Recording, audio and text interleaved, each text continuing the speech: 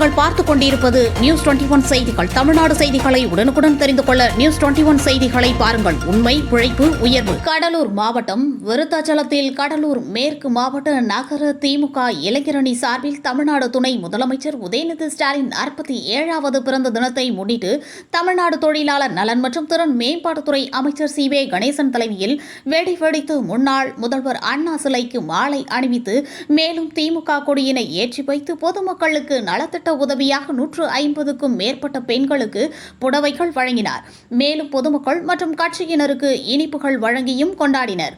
மேலும் இந்த நிகழ்வில் நகர மன்ற தலைவர் சங்கவி முருகதாஸ், நகர திமுக செயலாளர் தண்டபாணி, நகர துணை செயலாளர் ராமு, ஒன்றிய செயலாளர்கள் கனகா, கோவிந்தசாமி, வேல்முருகன், ஆர்ஜி சாமி, மணிவேல், மாவட்ட பொறுப்பாளர்கள் பாலகிருஷ்ணன், குரு சரஸ்வதி, வெங்கடேசன், டைலர் சிவா மற்றும் நகரமன்ற உறுப்பினர்கள், நகர பொறுப்பாளர்கள், தொண்டர்கள் என ஏராளமானோர் கலந்து கொண்டனர். நியூஸ் 21 செய்திகளுக்காக கடலூர் செய்தியாளர் முருகானந்தம்.